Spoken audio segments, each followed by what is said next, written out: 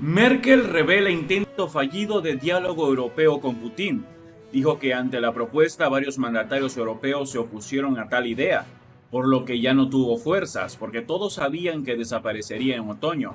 La ex canciller de Alemania, Angela Merkel, declaró que a finales de su mandato en el 2021 no pudo influir en el desarrollo del conflicto en Ucrania y organizar unas negociaciones con Rusia a nivel europeo sobre la problemática como hubiera querido. Durante una entrevista para el semanario Der Spiegel, publicado el jueves, Merkel subrayó que para ella el conflicto entre Moscú y Kiev no fue una sorpresa.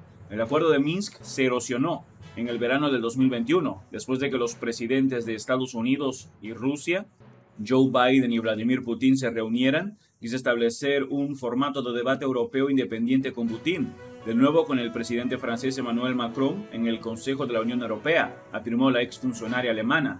Dijo que ante la propuesta varios mandatarios europeos se opusieron a tal idea, por lo que ya no tuvo fuerzas porque todos sabían que desaparecería en otoño. En esta línea, la ex jefa de gobierno alemán contó que preguntó a algunos de sus colegas comunitarios por qué no se ponen en contacto, por qué no dicen algo. Uno dijo, es demasiado grande para mí. El otro se limitó a encogerse de hombros y dijo, tendría que hacerlo los grandes. Nuevo enfoque. Merkel destacó que durante su última visita a Rusia en agosto del 2021, sintió que estaba acabada en términos políticos. No obstante, la ex canciller no se arrepiente de dejar el timón gubernamental, porque alguien nuevo tenía que hacerlo, con un enfoque renovado. Afirmó que no piensa involucrarse en la política actual y seguía por una abstinencia consciente que está a la orden del día. La política exterior alemana al final no avanzó ni un milímetro, no solo con respecto a Ucrania, tampoco en relación con el conflicto entre Moldavia y Transnistria, al de Georgia y Abjasia, o los de Siria y Libia, admitió la veterana de la política europea. Merkel fue cuestionada en junio pasado por países de la Unión Europea sobre su política hacia Rusia cuando era canciller. Además, fue acusada de dejar a Alemania en una posición vulnerable al buscar relaciones comerciales con el país euroasiático. Ante los señalamientos, la ex canciller defendió su trabajo. Europa y Rusia son vecinos que no pueden ignorarse. Tenemos que encontrar una manera de coexistir, a pesar de todas nuestras diferencias, señaló Merkel en una entrevista con el famoso periodista alemán Alexander Osank en el Teatro Berliner Ensemble.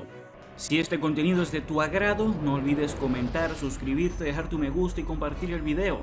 Ayúdanos a crecer para llegar a más personas. Muchas gracias por tu apoyo. Joe Biden contraataca en el sudeste asiático. A mediados de noviembre, el sudeste asiático captó la atención del mundo con 3 cumbres internacionales, la ASEAN, el G20 y la APEC.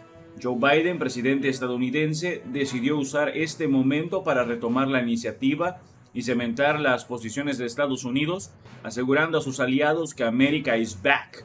Estados Unidos ha vuelto, como dijo Jake Sullivan, el consejero de Seguridad Nacional. Los socios de Washington en la ASEAN se muestran reacios a expandir la cooperación debido a las fluctuaciones en la política internacional estadounidense. La presidencia de Donald Trump fue un verdadero cataclismo para las relaciones de Estados Unidos con el exterior. El entonces inquilino de la Casa Blanca promovió una política aislacionista y radical que se notó especialmente fuerte en el Pacífico, Europa y Oriente Medio. Biden está intentando reparar los daños infligidos por su predecesor y convencer a sus aliados de que no volverá a ocurrir. Si Estados Unidos quiere volver de verdad, tiene que demostrar que puede ser un socio longevo y digno de confianza. Las elecciones parlamentarias americanas que tuvieron lugar a comienzos de noviembre estaban entre las principales cuestiones de preocupación para los aliados de Estados Unidos, ya que en caso de que los republicanos obtuviesen una mayoría aplastadora, el gobierno de Biden quedaría cojo y considerablemente limitado en la capacidad de tomar decisiones independientes. Aunque es una convocatoria común para la segunda mitad de mandato presidencial, tendría ahora un impacto mayor debido a la polarización de la política norteamericana. Según el recuento oficial, la Cámara de Representantes queda en manos de los republicanos. No obstante, el Senado lo mantiene el partido del presidente a pesar de que muchas encuestas vaticinaban un resultado mucho peor para los demócratas. Esto significa que Biden y sus partidarios consiguieron mantener el apoyo relativo del pueblo pese a las crecientes inflación y coste de vida. Una victoria interior le permite al inquilino demócrata de la Casa Blanca solidificar su posición en el extranjero, al igual que a Xi Jinping. cuando este viajó a Uzbekistán un mes antes del Congreso del Partido Comunista Chino, el PCCH. Como demostración de fuerza, Biden manifiesta su devoción por la región abandonando su país en un momento tan decisivo para asistir a la cumbre en Phnom Penh, la capital camboyana. A largo plazo, los éxitos de Estados Unidos en la arena internacional dependerán de las expectativas que tendrán sus socios en las elecciones presidenciales del 2024. La segunda cumbre tuvo lugar en la isla indonesia de Bali. El anfitrión, el presidente Joko Widodo, recibió a los representantes de las 20 mayores economías del mundo en una época de división entre este y oeste. Yakarta remarcaba la importancia del diálogo para lidiar con las consecuencias del coronavirus y la guerra en Ucrania. El evento más esperado de esta cumbre del G20 era el primer encuentro personal entre Joe Biden y Xi Jinping, en una época de escalación de las relaciones entre Washington y Pekín, después del viaje de Nancy Pelosi a Taiwán. La reunión entre los líderes de las dos mayores economías mundiales era una muestra de buena voluntad y disposición de negociar.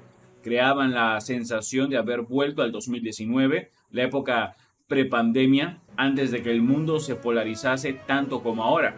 Biden y Xi abordaron múltiples temas, entre ellos, claro, el conflicto en Ucrania a pesar de sus diferencias.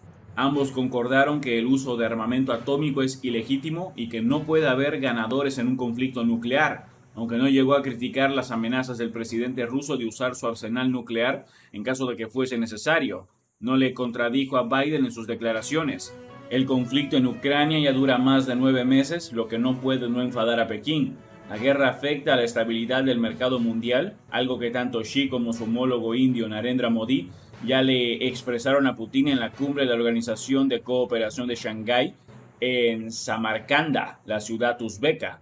Rusia no tiene aliados, tiene aficionados que están cansándose de este espectáculo fallido.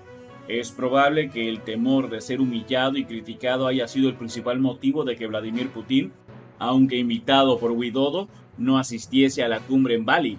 En vez de eso envió a Sergei Lavrov, el ministro de Exteriores del Kremlin, que suele ser el representante de Moscú en los grandes foros internacionales desde septiembre. Lo que logró Washington es un creciente ostracismo de Rusia en el foro. Lavrov se fue antes de que fuese firmado el comunicado conjunto que, aunque admitiendo que las opiniones de los países miembros difieren al respecto, criticó la invasión y su impacto negativo en la economía mundial. No se podría decir que China y la India le dieron la espalda a Putin, pero no obstante es un hecho que la idea de desafiar a Occidente ya no puede sustentar en apoyo a Moscú. En el último foro, la APEC, una organización económica de la región del Pacífico en Bangkok, Tailandia, a Biden lo sustituyó Kamala Harris, la vicepresidenta estadounidense. En su reunión con Xi, reiteraron la importancia del diálogo entre ambas potencias. En el 2023 el título de anfitrión lo recibirá San Francisco, que podrá ser una oportunidad para que Xi pueda visitar Estados Unidos por primera vez desde el 2017.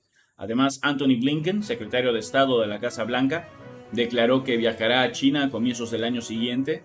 El restablecimiento de la comunicación bilateral, cortada por las guerras comerciales de la época de Trump y la crisis de Taiwán en agosto, parece acabar con el aislamiento del COVID. En definitiva, con su presencia, Biden remarcó la importancia que tiene Asia para su política internacional. A tiempo, ni Pekín ni Washington se antagonizaron durante la semana de cumbres, intentando crear una imagen de unidad y normalización. Si esta imagen perdurará o se desvanecerá en el remolino de tumultuosos acontecimientos, es la verdadera pregunta. Eso es todo por ahora. No olviden comentar y suscribirse. Hasta el próximo video.